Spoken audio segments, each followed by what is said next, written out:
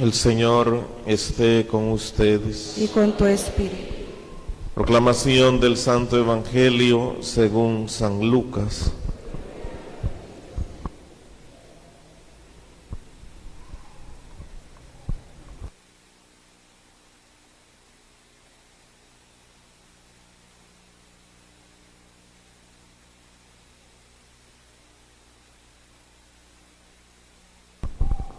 En aquel tiempo solían acercarse a Jesús los publicanos y los pecadores a escucharle.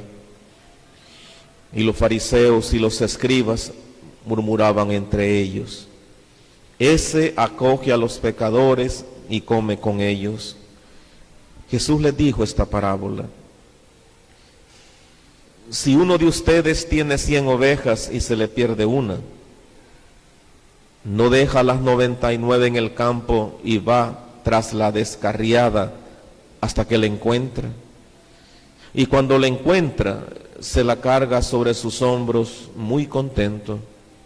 Y al llegar a casa reúne a los amigos y a los vecinos para decirles: Felicítenme, he encontrado la oveja que se me había perdido.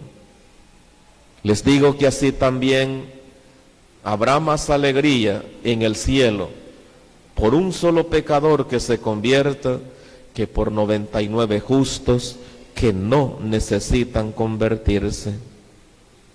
Y si una mujer tiene 10 monedas y se le pierde una, ¿no enciende una lámpara y barre la casa y busca con cuidado hasta que la encuentra? Y cuando la encuentra, reúne a las amigas y a las vecinas para decirles: Felicítenme, he encontrado la moneda que se me había perdido.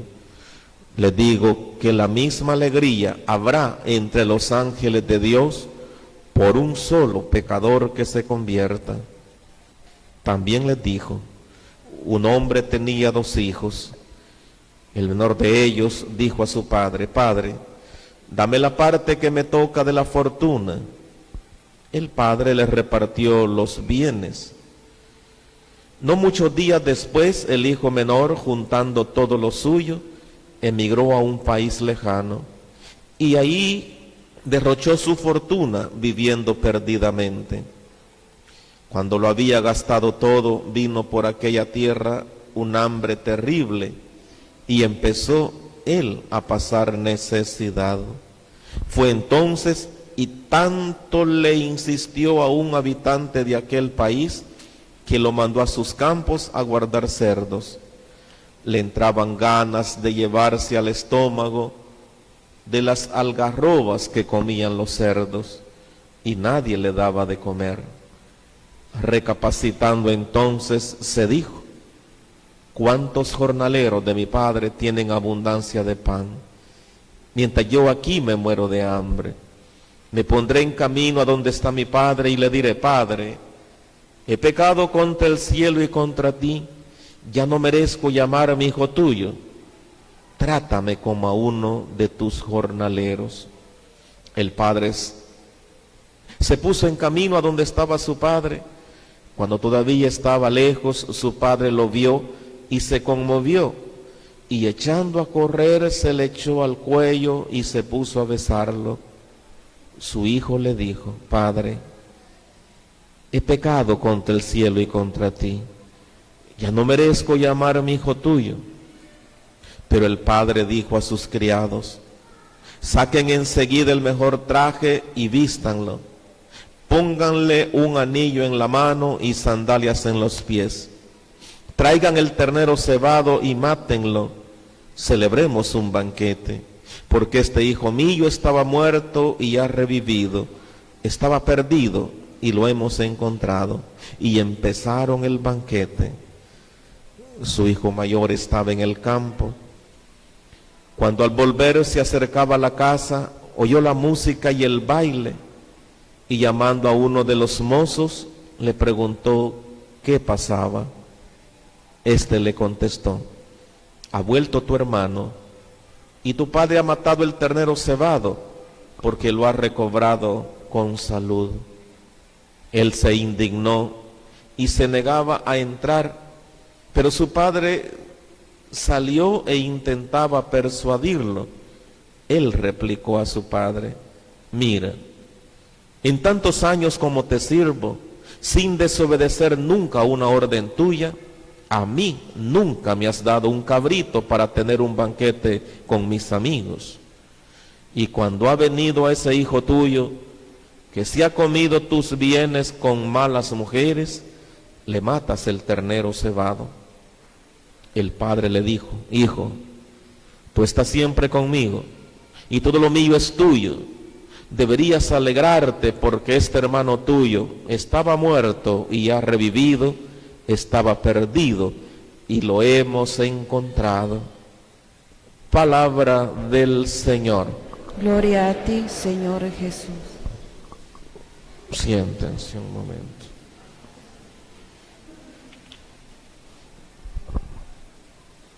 Estamos el domingo 24 de este tiempo ordinario. Quedan justo ya 10 domingos para que se acabe el año litúrgico y comenzar el nuevo año. Dejamos a Lucas y retomamos otra vez a San Mateo. Este domingo podríamos decir como el domingo segundo de la Pascua, el domingo de la misericordia. Lo hemos escuchado en la primera lectura al final. Lo hemos escuchado también en el Evangelio.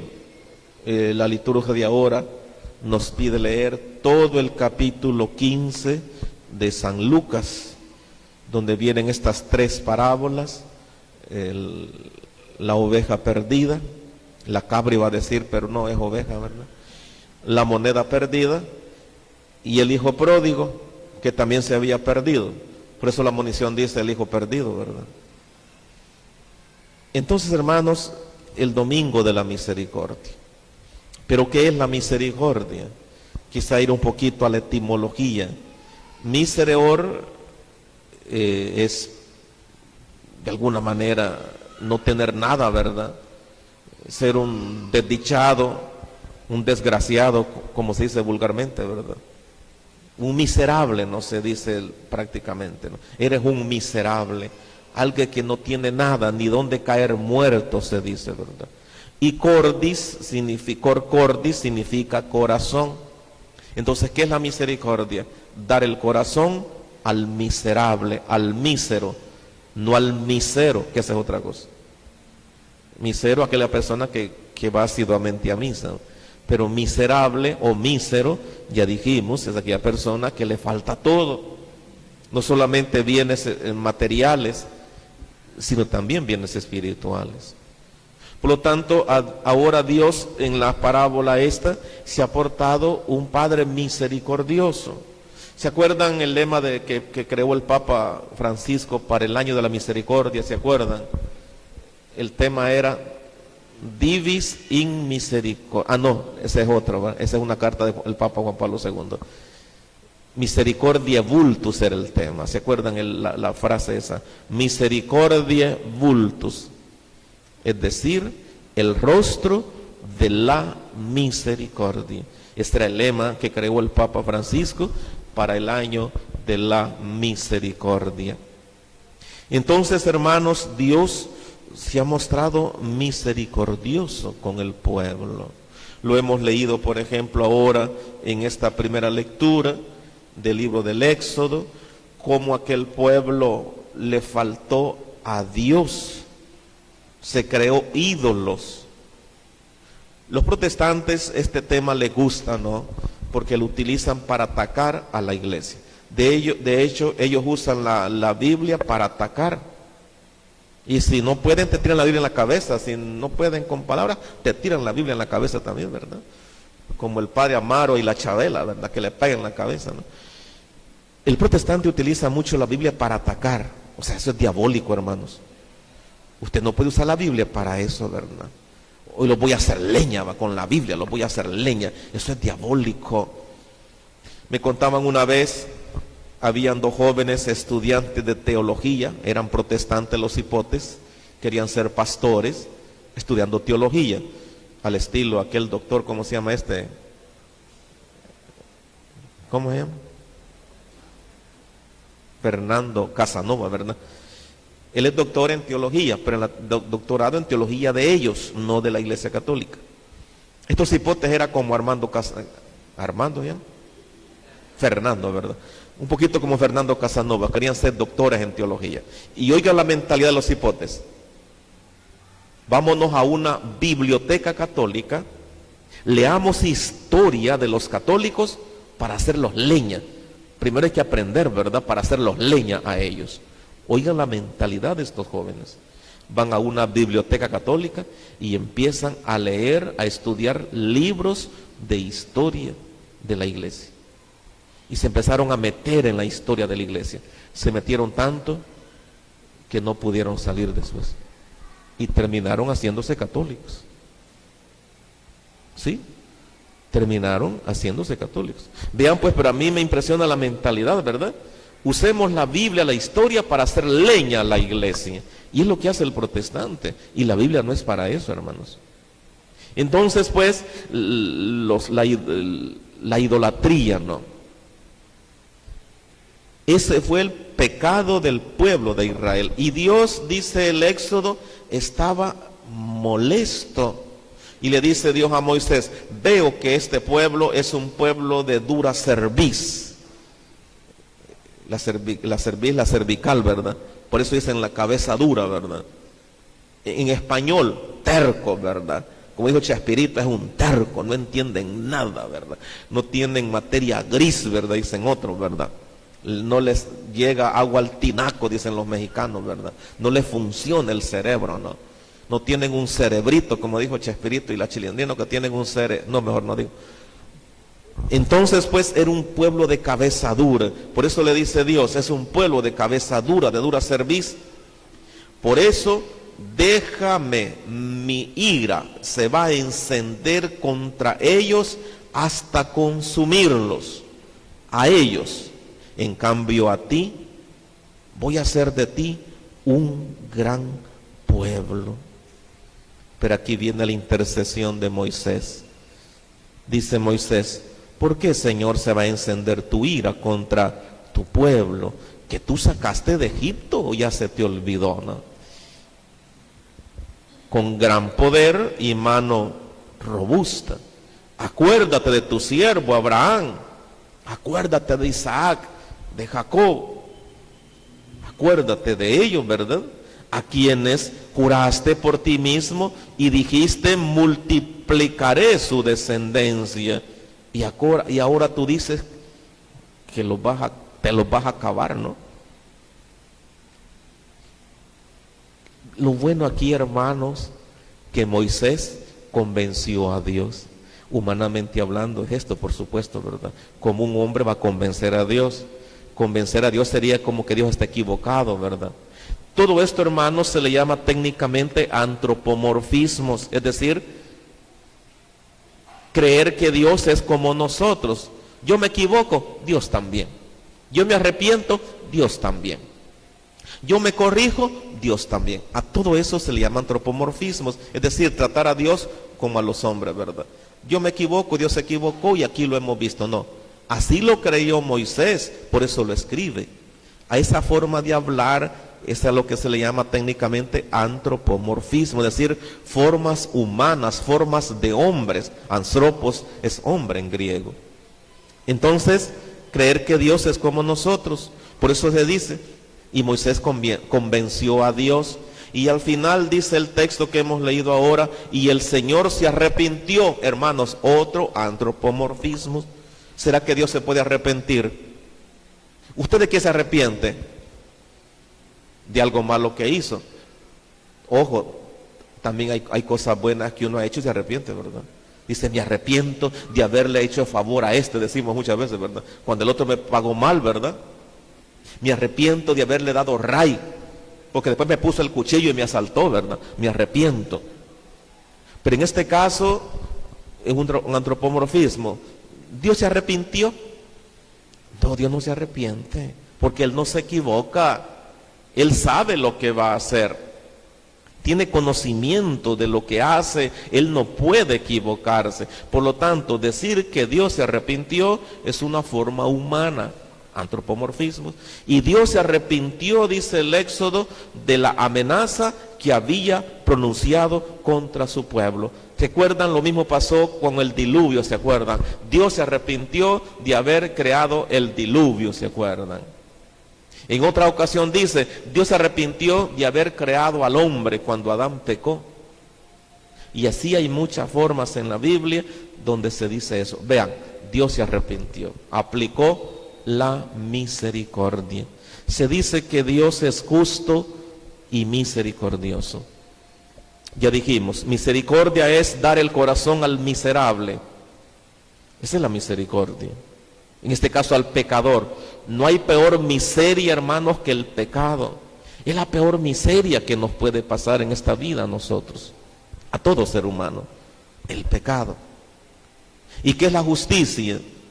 Justicia es dar a cada uno lo que le toca, lo que le corresponde. Eso es justicia. Entonces, Dios es justo y misericordioso. Ahora, ¿en qué momento Dios aplica la misericordia?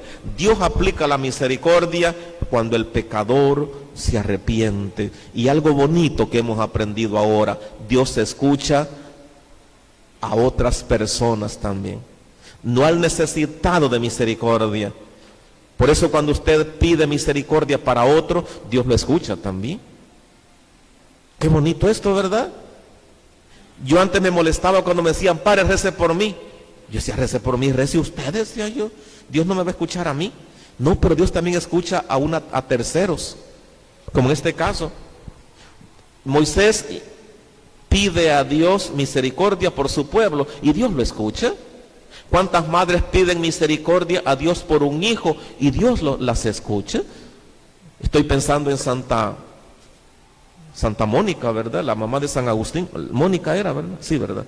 Es que yo la confundo con Santa Elena, la mamá de Constantino, y ni se parecen los nombres, pero yo los confundo.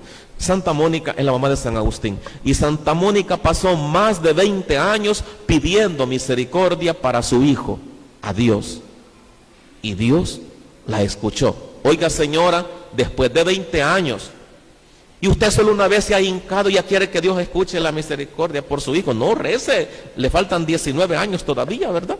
De verdad. Padre, ya recé por mi hijo. Solo una vez vino a hincarse.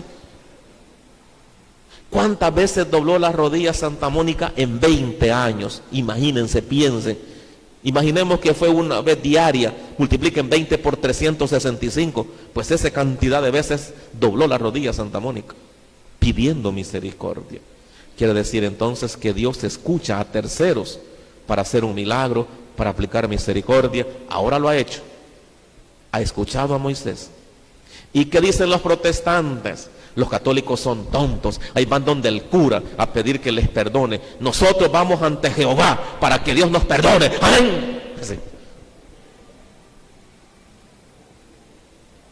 Ellos dicen que no existe la intercesión. Entonces no leen la Biblia, ¿verdad? ¿Qué hizo Moisés ahora, hermanos, en la primera lectura? Interceder por su pueblo. Y ahora dicen que no existe la intercesión. Y ellos lo aplican con el tema de los santos, de los santos, ¿verdad? ¿Por qué usted le pide a ese muñeco de palo?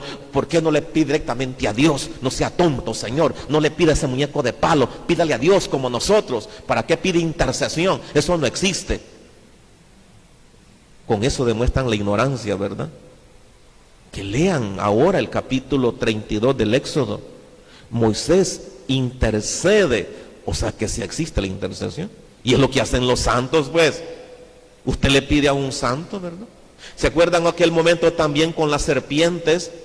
¿Qué hace el pueblo de Israel? Va donde Moisés para que Moisés interceda por ellos. ¿Por qué no intercedieron los israelitas directamente con Dios? ¿Por qué no le hablaron directamente a Dios? ¿Por qué van donde Moisés? El protestante, ¿cómo entiende esto? Ellos van donde Moisés para que Moisés hable con Dios. A eso se le llama intercesión. Y entonces termina diciendo el Éxodo, y el Señor se arrepintió de la amenaza que había pronunciado contra su pueblo. Entonces Dios aplicó la misericordia.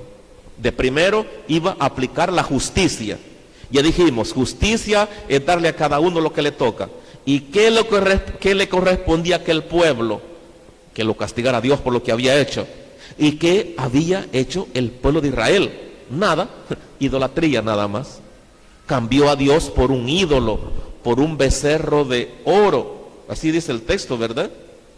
Anda, baja al monte que se ha pervertido tu pueblo, el que tú sacaste de Egipto. Pronto se han desviado del camino que yo les había señalado, se han hecho un novillo de metal, se postran ante él, le ofrecen sacrificios y proclaman: este es tu Dios, Israel, el que te sacó de Egipto. ¿Acaso el toro lo había sacado de Egipto a Israel? Esa precisamente, hermanos, es la idolatría. Y por eso Dios iba a aplicar justicia, destruyéndolo. Pero como Moisés intercede, entonces Dios no aplicó la justicia, aplicó la misericordia. Dio el corazón al miserable. La idolatría había convertido a aquel pueblo en un miserable. Y Dios lo perdonó, porque Moisés se lo pidió.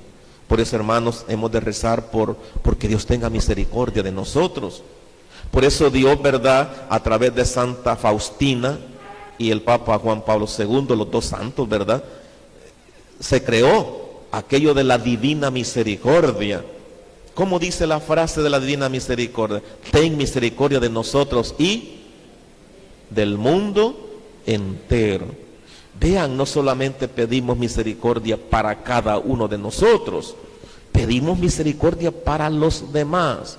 Por eso el Papa Francisco creó el año de la misericordia. Y decía el Papa que Cristo es el rostro de la misericordia. Misericordia vultus era la frase en latín. El rostro de la misericordia. Y eso es Dios, hermanos. Si el pecador se arrepiente, Dios lo perdona. Pero si el pecador no se arrepiente, o sea, si el pecador se arrepiente, Dios aplica misericordia. Si el pecador no se arrepiente, Dios aplica justicia. Entonces, te voy a dar lo tuyo, lo que te ha ganado por tu pecado. Pero si se arrepiente, entonces Dios lo perdona. Por eso, hermanos, Cristo inventó el sacramento de la reconciliación. Por eso Dios inventó el sacramento de la reconciliación. Y no hay pecado, hermanos, que no tenga perdón. Fíjense que antiguamente, yo creo que ya escucharon esto, antiguamente había pecados reservados. Oigan, ¿qué significa eso? Que había pecados que solo podía perdonar el obispo o el papa. A esos se llamaban pecados reservados. Por ejemplo, el aborto. El aborto era un pecado reservado, en este caso para el obispo. El sacrilegio era un pecado reservado para el papa. Por supuesto que el sacrílego no iba a ir a Roma que el papa lo perdonara. Se hacía un trámite a través del obispo, ¿verdad? Y así funcionaba. Pero ¿qué pasó? En el año de la misericordia, el Papa Francisco, ¿qué dijo? Ya no hay pecados reservados. También había pecados que solamente el párroco podía absolver, el vicario no. Vino el Papa Francisco y dijo, ya no hay pecados reservados, ni para el párroco, ni para el obispo, ni para el papa. En el año de la misericordia, todo sacerdote válidamente ordenado puede absolver cualquier pecado. Esto sería como la misericordia en su máximo resplandor. Porque antes había que ir a Santa Ana, hermanos. Por ejemplo, venía mi padre, fíjese que aborté. Yo le decía, hermana, ve a Santa Ana donde el obispo. Él te lo tiene que perdonar.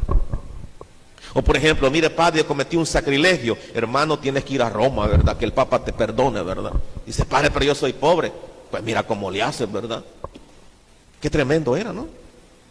Pero viene el Papa Francisco y dijo, no, ya no existen pecados. Y el Papa lo podía hacer y lo hizo. Hermanos, la gran manifestación de la misericordia. dada por el Papa Francisco, ¿verdad? Por eso, hermanos, Dios aplica misericordia cuando el hombre se arrepiente. Cuando usted y yo nos arrepentimos. No importa qué tan grande sea el pecado. Imaginen el pecado más grande que puede cometer el ser humano. Dios lo perdona. Es cuestión de arrepentirse. Pero también, hermanos, hay el propósito, ¿verdad? Lo que se llama el propósito de enmienda. Es decir, poner toda la lucha. No escatimar ningún esfuerzo por evitar cometer ese pecado. Si a pesar de la lucha yo lo vuelvo a cometer, no dudo en volver a confesarme. Pero ¿qué pasa si yo no me esfuerzo? Si estoy cayendo en el mismo pecado y no me esfuerzo.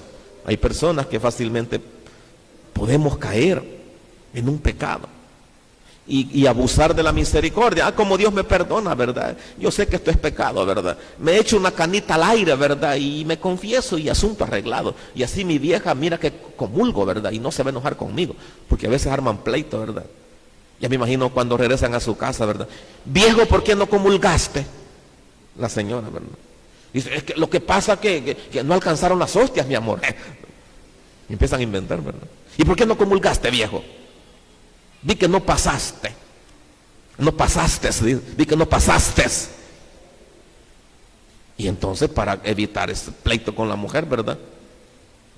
Comulgamos sin confesarnos. O nos confesamos, pero sin estar dispuestos a enmendar el pecado. En la semana cometo otra vez el pecado y el domingo me confieso. Y la otra semana otra vez y el domingo me confieso. Eso, hermanos, es estar jugando con la misericordia de Dios y quitándole el tiempo al cura, ¿verdad? Porque el cura no tiene tiempo para estar absolviendo lo mismo. Digo esto porque hay personas que están cayendo en lo mismo y ¿saben qué les digo yo? Mejor no te confieses, hermano, no te confieses, hermana, hasta que estés seguro, hasta que estés segura que ya no vas a cometer ese pecado. Hasta entonces confiésate. Pero ahí viene cada domingo a confesar lo mismo. Hay personas que uno, desde que entran, uno dice, ya sé lo que me va a decir, y cabal, fíjense. Tanto así que uno es capaz de decirle, yo te absuelvo tus pecados. Padre, si no se los he dicho todavía, no, si ya sé lo que me vas a decir, andate en paz, ya no me quites el tiempo, andate en paz. De veras, uno llega a esa capacidad, pues sí, por la memoria que uno tiene, ¿verdad? Y ya sabe lo que el otro le va a decir y no falla. Lo mismo que me dijo el domingo pasado, me dijo hoy y el otro domingo lo va a volver a traer. Por eso más de algunos se le ha dicho, hermano, hermana, hasta que estés seguro que ya no vas a cometer ese error, hasta entonces confiésate. No estés abusando de la misericordia de Dios, porque eso es pecado también. ¿Y cómo se llama eso? Sacrilegio. Es igual que no confesar un pecado aunque yo me acuerde por vergüenza, ¿verdad? ¿Cuántas veces hemos cometido ese error, hermanos? Dice, Padre, vengo arrastrando este pecado 20 años y nunca lo había dicho porque me daba pena. Ahora he decidido confesarlo. Quiere decir que todos los pecados que confesó anteriormente no le quedaron perdonados porque cometió sacrilegio, ocultando, no confesando un pecado por vergüenza, por pena. Y aquí, hermanos, vale decir pues que el sacerdote, él se queda con esa información, no con el pecado, ¿verdad? Imagínense que yo me quedara con los pecados de ustedes, pobrecito de mí, ¿verdad? No, con esa información. Lo que se llama sigilo sacramental. ¿Y saben qué dice la normativa? Si yo cuento algo que supe por confesión, si yo utilizo la ciencia adquirida en confesión para la predicación, quedo excomulgado ipso facto. ¿Qué significa eso? Por el mismo hecho. Lo que se llama la excomunión automática. Yo no soy baboso, hermanos, que me condene por andar contando lo que ustedes me han dicho a mí. Sería la peor estupidez de mi parte, ¿verdad? Y ningún cura lo va a hacer, hermanito. No fuéramos tontos, ¿verdad? Por eso no duden. Es que, ¿qué va a decir el Padre de mí? ¿Y qué va a decir si uno también es pecador, hermanos? Por eso Dios así lo ha querido. Como yo soy pecador, no me extraña que tu pecador vengas y me cuentes cosas. Porque a veces aquel es más santo que yo. A veces yo ando peor que el que viene a confesarse, ¿verdad? Y aquí viene que se siente a morir. Y uno dice, ay hermano, si supieras cómo estoy yo. Y claro, uno no lo va a decir, ¿verdad? Como había un padrecito que él se confesaba con uno. Padre, le confieso que me dormí en misa. Fíjate que yo también me duermo en misa, le decía el padre. No. Le confieso, padre, fíjate que yo también. Él se confesaba con uno, fíjense. Por cierto, era el padre Toño Linares, algunos lo conocieron, ¿verdad? Uno que trabajó mucho con la renovación carismática de Chalchuapa, ¿no? Él se confesaba con uno, el viejito, y daba risas. Yo por eso poco como unas 2 veces me confesé con él, ¿va? Solo faltó que yo le diera la absolución también al padre. Yo era seminarista apenas entonces, ¿verdad? Por eso, hermanos, no tengamos miedo de confesar los pecados. Ese pecado se queda ahí, esa información ahí se queda. Tumba cerrada. Ya dije, el sacerdote que revela información recibida en la confesión queda excomulgado. Y solo que sea tonto lo va a hacer. Se guarda esa información, se va a la tumba con esa información. Lo otro, ¿verdad? La amistad, ¿verdad? Es que el padre ya no va a ser mi amigo si le cuento esto. ¿Y por qué no, hermano? Al contrario, uno siente más afecto por lo fregado que está este hermano, ¿verdad? Uno dice, pobrecito este hermano, hay que darle más afecto, más cariño, ¿verdad? Amistad, ¿verdad? Está fregado el hermano, hay que ayudarle. Y solo un amigo te puede ayudar con tu problema, hermano. Un extraño no. Por eso al sacerdote, al confesor, hay que verlo como un amigo.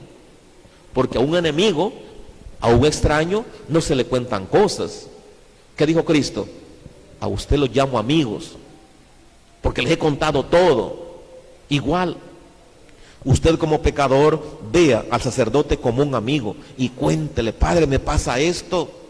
Sin pena, sin pelos en la lengua, dígale, padre, me pasa esto. Hay gente, gracias a Dios, que lo ha logrado, pero a veces cuesta adquirir esa confianza, hermanos. Yo agradezco a Dios que de repente viene alguien y me dice, padre, usted me ha inspirado confianza y quiero desahogarme. No cuestiones de confesión, cuestiones, problemas que han pasado en la vida, ¿verdad? Hay gente que así dice, ¿no? O también qué bonito cuando dicen, padre, lo andaba buscando. A veces en los actos penitenciales, ahí anda la gente, ¿dónde está el padre Julano? ¿Dónde está el padrecito Julano? Quiero confesarme con él. Allá está. Y lo van a buscar a uno. Dicen, padre, usted lo andaba buscando. Porque yo quiero confesarme con usted. Porque usted siento que me ayuda, usted siento que me aconseja, que me regaña. Y yo así quiero. Qué bonito, ¿verdad? Pero hay gente que llorando salen, ¿verdad? Ay, que el padre me regañó. Ay, que quieren que lo felicite uno. Padre, que maté, aborté, falté a misa, te felicito, vete en paz. Así quieren que le diga a uno. No, hermano, se te va a corregir si te equivocaste. Si se te corrige, es porque se te quiere, se te estima. El que no te estima, el que no te quiere, le va a valer que andes mal. Al contrario, se va a alegrar. ¿Cómo se llama esto? El alegrarse por el mal ajeno. Hay gente que se va a alegrar. En cambio, el que te quiere no se alegra porque tú andas mal. Al contrario, se va a acercar a ti y te va a corregir, te va a ayudar. Por eso, hermanos, pues la misericordia. Y miren el Evangelio, estas 3 parábolas del capítulo 15 de San Lucas, que es la otra parte bonita de esto. Cuando Dios aplica la misericordia, en el cielo hay alegría. ¿Cómo terminan las 3 parábolas de ahora? Hay como un denominador común. ¿Cómo se llama eso en matemáticas? El MDC.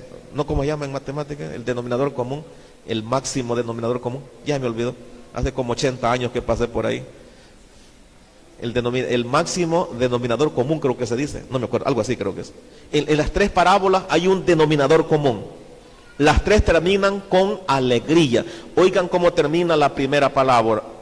Les digo que así también habrá más alegría en el cielo por un solo pecador. Oigan, uno solo, no digamos 100, 500, 1000, 2000. o 3,000. ¿Se acuerdan cuando Pedro predicó la primera vez? 3,000 se convirtieron. Miren que eran pachangos en el cielo esa vez, ¿verdad?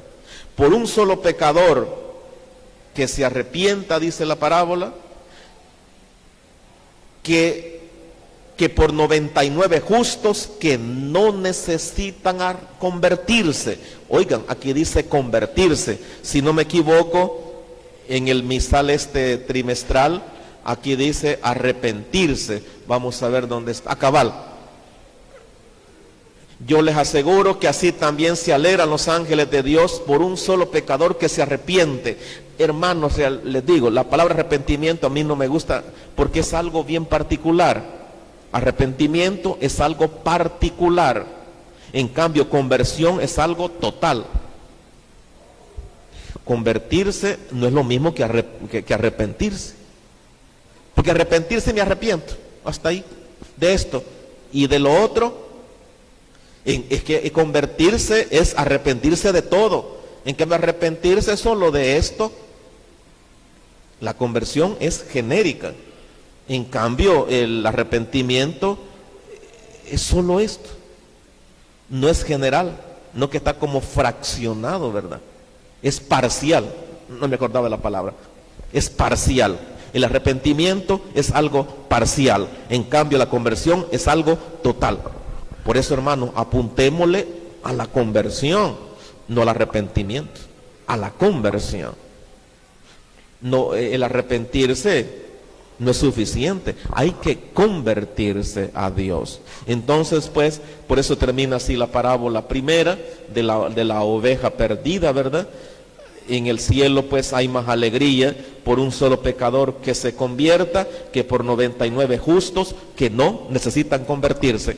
¿Cómo termina la segunda parábola? La parábola de la moneda perdida. Les digo que la misma alegría, otra vez alegría, hermanos, habrá entre los ángeles de Dios por un solo pecador que se convierta. Otra vez, una sola persona, una sola oveja, una sola persona. Esto me recuerda cuando San Francisco Javier, no sé si fue a Japón o a la India, aquella zona del Asia, ¿no? Desde España, San Francisco Javier viajó hasta Asia. Recuerden que él es uno de los misioneros más grandes que ha tenido la iglesia, ¿no? Cuando llegó a Asia, le dice una señora: Padre Francisco, aquí hay un niño que se está muriendo y necesita el sacramento del bautismo. Vino Francisco, ¿verdad? Se puso sus ornamentos y bautizó a aquel niño.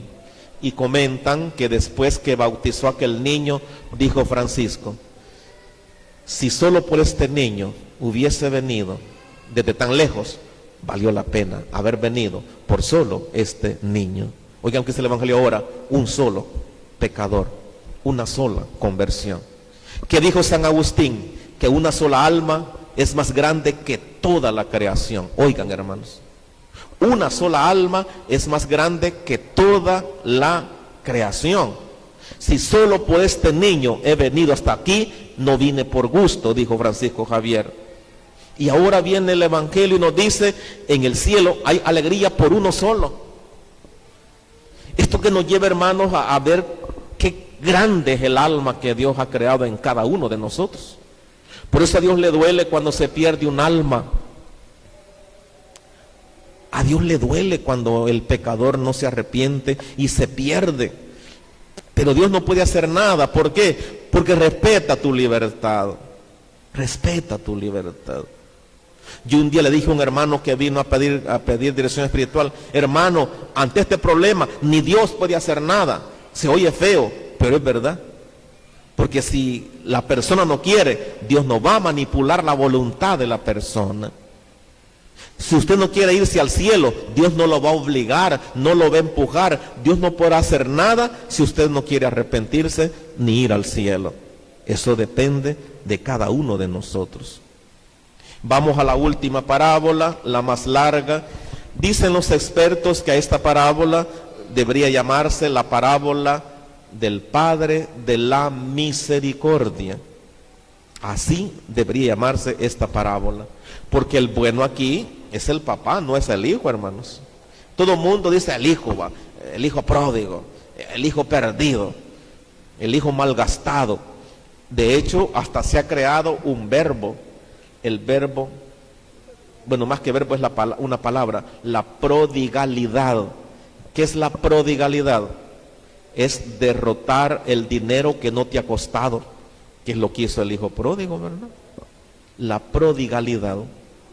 Y lo que hacen muchos con el dinero que les viene de Estados Unidos, ¿verdad? Ahí malgastándolo.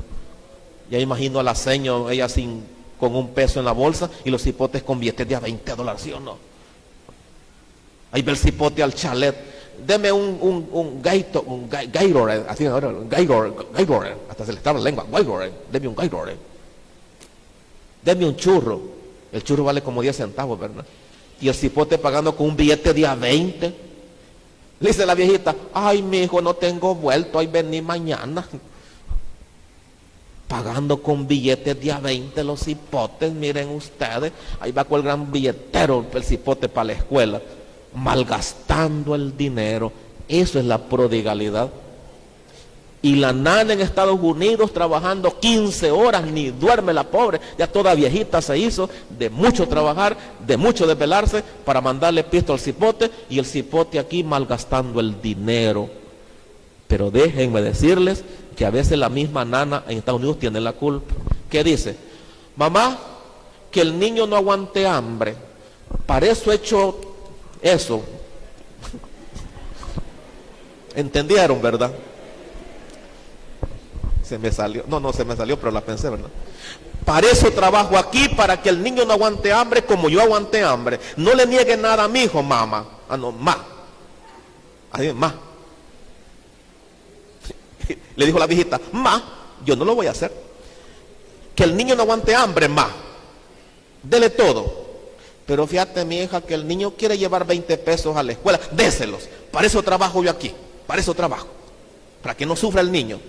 Miren qué mala educación, hermanos. Qué mala educación le están dando al cipote. ¿Se acuerdan cuando nosotros éramos bichos en la escuela? ¿Cuánto llevábamos a la escuela, hermanos? Algunos nada. Yo alguna vez sin nada iba a la escuela.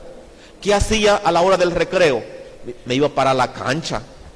Porque si me iba a la zona donde vendían chucherías, ¿verdad? Me daban unas ganas a mí también. Un día un compañero andaba con una bolsa de pasteles, fíjese, y me enseñó la bolsa de pasteles, ¿verdad? ¿Querés? Me dijo, y yo bien contento, sí, le digo yo. Y escupió la bolsa de pasteles para que yo no le pidiera. Esas pobrezas que uno vivió antes. Por eso hoy valora a uno, hermanos, lo poquito que Dios le da, que el trabajo te concede, uno lo valora, porque te enseñaron a valorar las cosas. Antes no, hermanos. Por eso se ha creado eso que se llama la prodigalidad, que es malgastar el dinero que no te ha costado. Cuando a mí me cuesta el dinero, y entre más poco gano, más lo cuido. En cambio, el que gana fácilmente no cuida el dinero. El que le cuesta, ¿verdad? Ese sí lo cuida, ahí va acuñando, ¿verdad? Y es el que siempre tiene. Como dicen los viejitos, el que guarda siempre tiene. Por eso, hermanos, pidamos a Dios que nos ayude pues a comprender todo este misterio de la misericordia. No dudemos en buscar a Dios cuando nos equivocamos, pero sí les digo, arrepintámonos y hagamos propósitos de no volver a cometer esos errores. Hagamos el máximo esfuerzo, porque eso es lo que a Dios le agrada. Posiblemente no lo logremos, que volvamos a caer, pero a Dios le encanta el esfuerzo más que los resultados. Lo que a Dios le encanta es que me esfuerce, y a Dios me echa la ayuda, ¿verdad? Si me esfuerzo, Dios se pone de mi parte, aunque pecador suba al cielo, ¿verdad? Pero si yo me esforcé, Dios me va a ayudar, Dios me va a echar la mano. Pero esforcémonos, hermanos, y jamás, oigan, jamás dudemos de la misericordia de Dios. Y no se deje meter carambadas en su cabecita, ¿verdad? Que Dios no lo va a perdonar. Eso es diabólico decirlo. Ese pecado tiene perdón. Eso es diabólico decirlo. Dios es la misericordia hecha persona. Cristo es el rostro de la misericordia, y no duden en acercarse y buscar la misericordia del Señor. Se ponen de pie y hacemos nuestra profesión de fe.